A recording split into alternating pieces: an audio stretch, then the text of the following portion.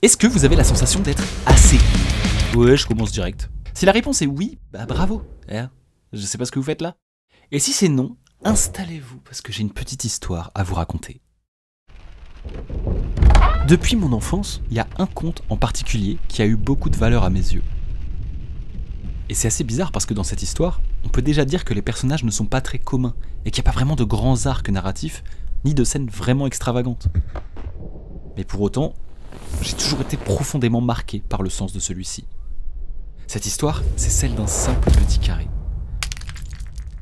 Un petit carré, dans une ambiance vraiment particulière. Ce conte, c'est Pezzettino de Leo Lionni.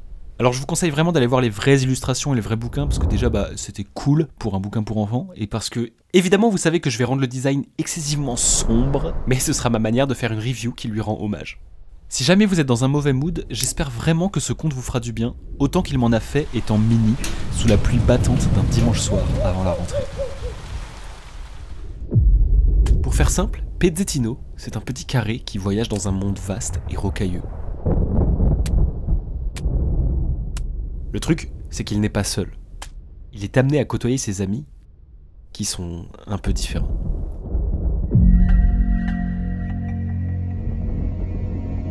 Là, je vous présente celui qui court.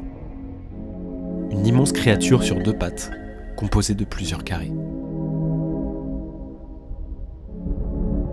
Et bien évidemment, ce n'est pas la seule. Dans le ciel, on peut apercevoir celui qui vole dans les airs. Et un peu plus loin, il y a celui qui grimpe. En réalité, tous ces amis sont assez impressionnants et sont tous composés de morceaux. Et à force de vivre à leur côté, Pezzettino se pose une question existentielle. Si je ne suis qu'un petit carré, de qui est-ce que je fais partie? Le problème, c'est qu'après avoir demandé à chacune des créatures si elles n'avaient pas égaré un morceau de leur être, Pezzettino reste sans réponse. Personne n'avait l'air de manquer de quoi que ce soit. Et alors il désespère.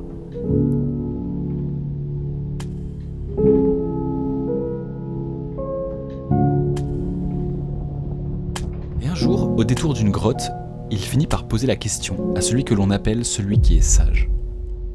Et cette fois-ci, on lui annonce que ses réponses se trouvent peut-être dans un endroit que l'on appelle l'île aux rochers.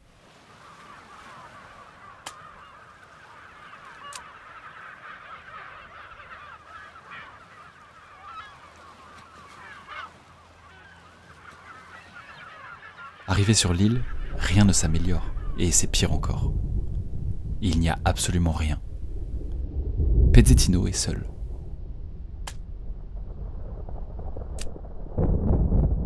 Et au bout de son désespoir,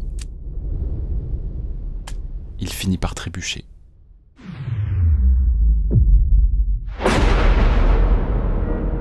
Et c'est à ce moment-là, dans l'absence des regards, en tombant au plus bas, que sa vérité éclate. Lui aussi était composé de morceaux. Il n'avait pas besoin d'appartenir à quelqu'un, tout simplement parce qu'il était déjà quelqu'un. Pezzettino était suffisant par le simple fait d'exister, par le simple fait de vivre dans la toile du réel.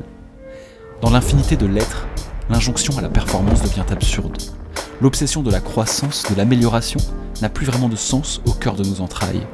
C'est alors que le modèle dominant s'effondre et s'effrite mentalement, dès lors qu'on est libre de définir nous-mêmes notre propre valeur et de s'y aventurer dans toutes les directions possibles.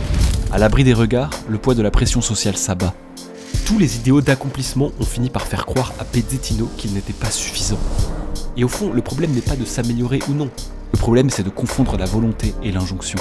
Le fait est que Pezzettino ne voulait pas ressembler aux autres par volonté, mais par conformisme. Au fond, nous faisons tous partie du réel. Nous sommes tous une expression de celui-ci, et notre simple existence contribue à la composante d'un tout. Tout influence constamment tout, et supprimer ne serait-ce qu'un maillon des causes aboutirait à un réel différent. Et en cela, nous sommes tous importants, et surtout, tous responsables. En critiquant cette volonté d'aller toujours plus haut, toujours plus loin, peut-être que la diversité prendra enfin à nouveau sa place. Dans l'émerveillement de la différence, il reste toujours cette idée simple. Celle de pouvoir s'exprimer face à l'inattendu, et finir par admettre que, oui, cela aussi existe. Et cela aussi fait pleinement partie de la vie, au même titre que tout le reste. Bon alors évidemment, il y a un monde où ce conte vous a absolument pas touché aujourd'hui, et est-ce que je suis aveuglé par mes souvenirs vaporeux de mon enfance? Je n'en sais rien. Et quand même, quand j'étais petit, ça m'avait fait beaucoup de bien ce petit conte. Parce que par exemple, mes premières années à l'école, j'ai très vite capté que j'aurais du mal à trouver ma place. Et j'ai souvent été amené à côtoyer des personnes beaucoup plus âgées que moi, que ce soit dans ma famille ou dans mon entourage. Et j'ai constamment eu la sensation que je devais être comme eux ou aller dans les mêmes normes, alors que j'en avais clairement pas besoin. J'avais littéralement le droit de grandir à mon propre rythme et d'opter pour un chemin qui me faisait sentir léger et non pas celui qui se dessinait autour de moi. Dans cette société, c'est parfois difficile de savoir ce qu'on fait par volonté profonde ou par injonction. Et si on peut, c'est toujours pertinent de remettre en question la plupart des normes, que ce soit en termes de travail, de modèle familial, de genre ou de n'importe quel aspect de la société. En tout cas, ce petit conte constituera toujours une petite brèche d'apaisement dans mes souvenirs d'enfance. Et ces dernières années, la vie n'a clairement pas attendu pour me rappeler, encore une fois, combien il est essentiel d'apprécier le simple fait d'exister.